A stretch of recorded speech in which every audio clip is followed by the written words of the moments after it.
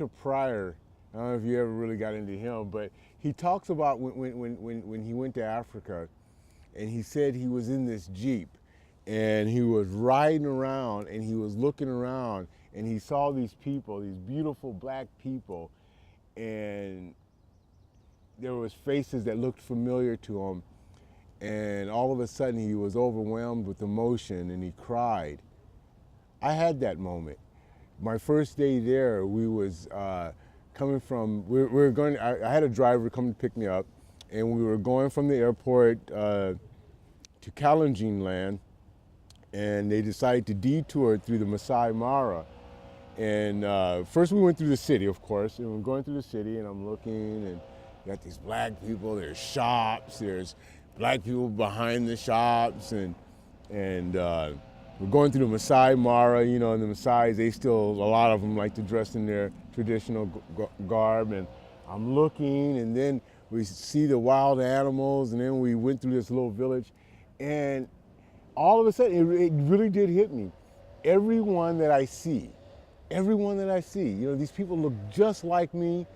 They own this land, they work this land, they govern this land, and that reality, it was overwhelming. I just started bawling. I'm sitting in the back seat, and the driver, he pulls over. Are you okay? Are you okay? Yeah, I'm great. But it's like, you know, I spent a lot of my childhood in Portland, and here, you know, I could get in the car and I could drive for miles and miles and miles and miles and miles, and I might run across one black guy who owns, you know, a little shop or something. Drive some more miles and wait a couple of weeks or whatever, and I might meet another black guy who has a PhD. Wait another couple months, and I might meet another black guy who has, you know, some type of ideal of how to change the economy for the betterment of all people. You just don't have any examples here in Portland. Now, you know, down south in Georgia, of course, you know, in Atlanta, it's a whole different animal. But in Portland, you know, I spent a lot of my childhood in Lake Oswego, or as we affectionately call it, Lake No Negro, or not so affectionately, actually. And it's just growing up, it just didn't have it. Even going to university here, I mean, this is like liberal central, and I told a friend of mine, I've been blessed. I've traveled around the world. I've literally been on every continent. I've lived in about 4 countries, visited about 15 others. America is the only place, and especially Portland, Oregon, is the only place that I never, not for a second, lose sight of the fact that I'm a black man. Never. It's always with me.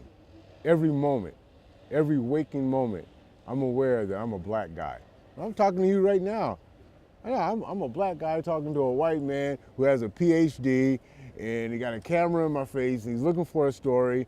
You know, I'm a black guy. I'm not just a man sitting here. I'm not just a man that's trying to get an education. I'm a black man trying to get an education. Wears on you. Wears on you. Just want to be a man. Just want to be liked because I'm a nice guy, or disliked because I've been an asshole to you today. You know, whatever, you know. Get tired of being a black man. Just want to be a man, not a human being. Not a black man, a man. You know, Whoopi Goldberg went to Africa. Do you remember what she said when she came back? Not quite, no. But I'd be interested in your response. Whoopi Goldberg said, you know, I came back from Africa and I realized I am not an African American, I'm an American. mm-hmm. It was a very interesting comment. What do you think she meant by that? There's a huge separation, and I can understand that kind of sentiment, and I run across that sometimes. You know, a resistance to wanting to identify with Africa. We are so many generations removed from the homeland that our experience, it feels like Africa is no longer in our DNA, our psychological and sociological makeup. And for many African Americans, our Black Americans, I guess that's their reality. For me, that my home, the way that I was raised, that just wasn't the reality. I was raised very much to be an African who happened to have been born in America. I was raised knowing our stories. I was raised adhering to our traditions. Not all of them, but many of them. Um, I was raised with a lot of the old values, even more so than some of my cousins that were born there, who were born in the city. A lot of their values are very westernized now. Um, I have a very uh, small town, old world way of looking at things and the way that I was raised.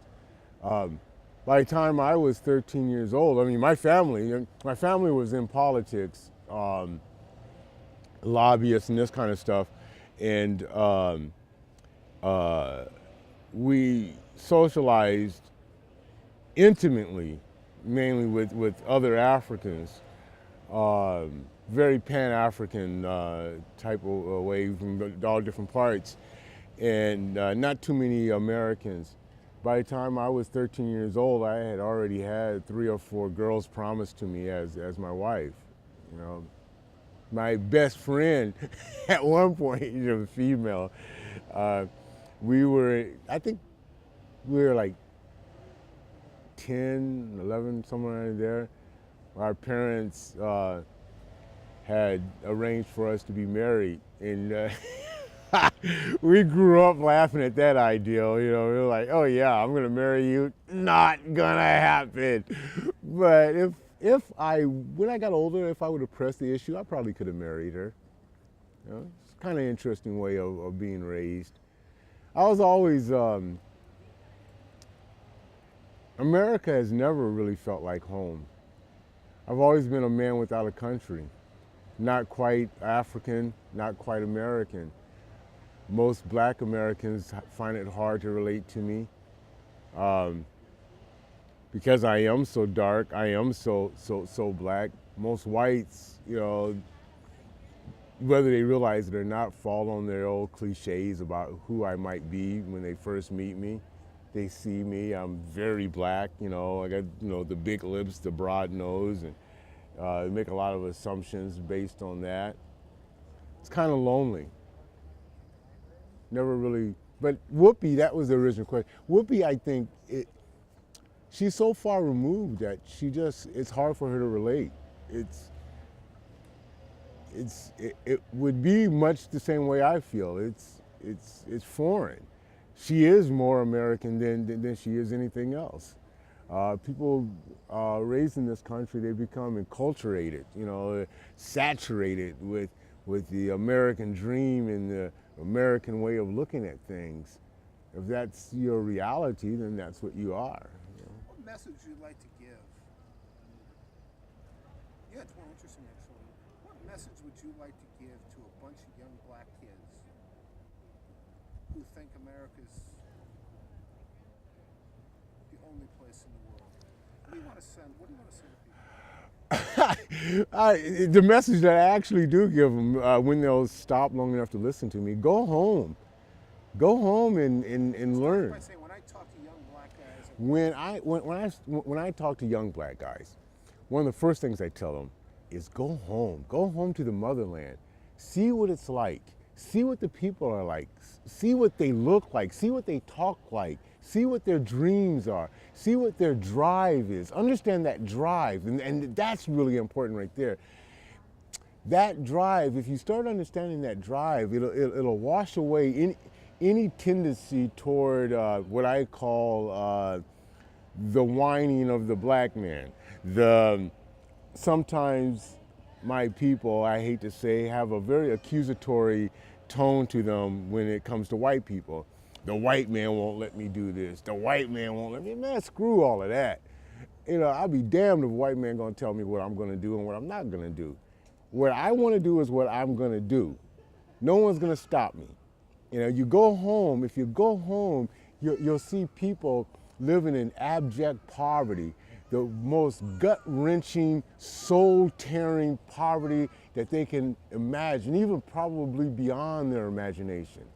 And yet, you look into the eyes of these kids and you see that they have not given up hope, that they still have a belief in God, they still have a belief in family, they still have a belief in their own innate abilities to rise above.